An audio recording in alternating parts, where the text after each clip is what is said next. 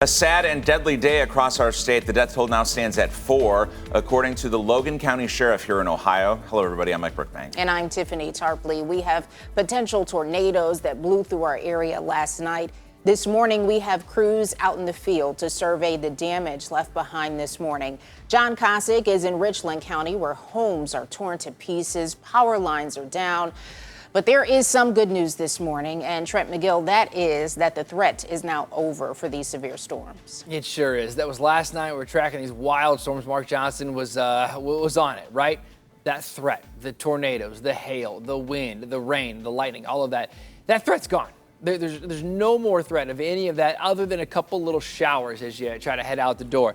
Check this out. This is actually the whole line. It stretches from Canada all the way through Texas. I mean, this is a massive cold front that's rolling through here. I'm going to keep an eye on that for today, but it's not going to be an impact on us. We're on the back side of this whole system, and all it is really is we're on the cool side of it. There's fog, there's a little bit of breeze, there's some wet roads and stuff like that, but things are really settling down. Other than a couple little light showers, I think the rest of the day today is more or less just going to be more seasonable, more March-like. As we wrap up our last couple days of winter, we're going to throw some winter weather in here also. I'll get to that coming up, but overnight last night, massive storms. Stephanie Dupree with our sister station at WSYX. She's been near Indian Lake all night talking with folks who've actually been affected by those tornadoes. When they say you hear a train, it's a noise you'll never forget. And we made it to the basement, and it seemed like we were only down there like 5 minutes. The sirens went off here in Russell's Point, and about 5 minutes later, it sounded like a freight train coming through our front room. And we were hunkered down under a blanket on the floor. And it lasted quite a while. It really scared us. Families across Logan County reliving the moments they took cover and held each other tight as a tornado ripped through their homes. What doesn't make sense is this, but it's happening everywhere you look. The weather is just unpredictable anymore. The damage so widespread from Russell's Point to Lakeview. Trees, debris, power lines everywhere. At one point, emergency crews were out at Grieg Mobile Home Park searching for survivors in the rubble. Families say recovery won't be easy and will take a long time. I just hope everyone is okay, and if you're okay enough, help a friend, help a family member. That's how people get through this. Tornadoes do some incredible damage, terrible damage to mobile home parks like that.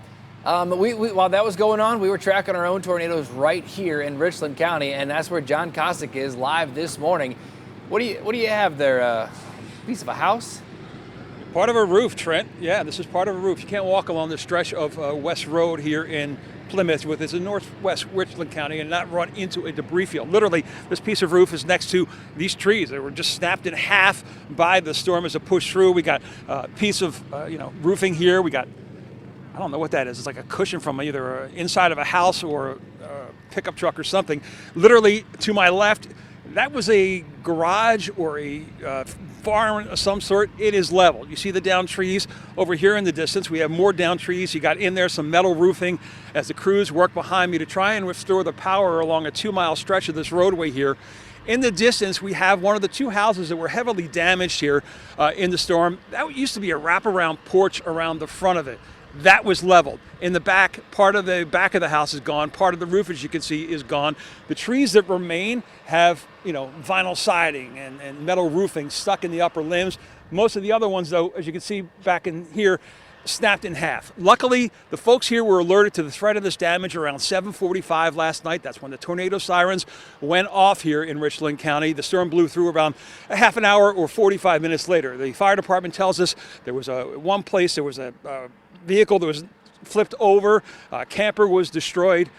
Luckily, the people in these homes were home at the time, we're told, but all of them made it out safely because of those tornado warnings. Now, as we mentioned, we sit literally right on the border with Huron County, and we're about 15 miles south of where the EF2 tornado went through last June.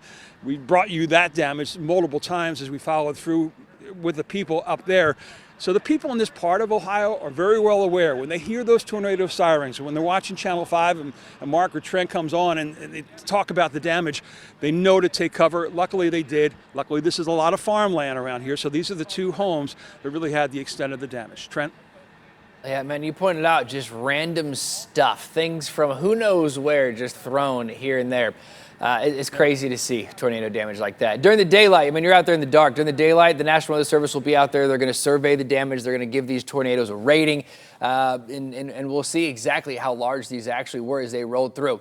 I want to dive into the radar right now. I know the threat, I want to be clear, this is from last night's radar. So our threat right now is 0. It's just fog, it's cooler air, and it's a little bit of a breeze. So as you're looking at this, I want you to not think that it's happening right now. This is actually what we were dealing with yesterday evening. There's the two areas. We just talked about the one near Columbus, and this is the one where John Cossack is. I'm going to zoom in on the one a little bit closer to us locally, and I want to show you this. Like he said, 30 to 45-minute warning beforehand. Check this out. He is right about, you said the Richland and like Huron County line. So we'll draw a circle about right here. This is where we're talking about. There's 7 o'clock. We'll go to 7:30. You can, I mean, this is clear rotation with that tornado, and Mark was watching it, tracking it out.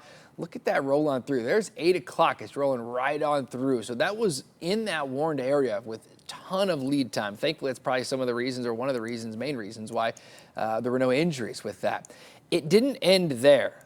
It went for hours, rolled through northern Richland, northern Ashland, still here. I want to find that scan right there. Let me go back just a little bit if I can.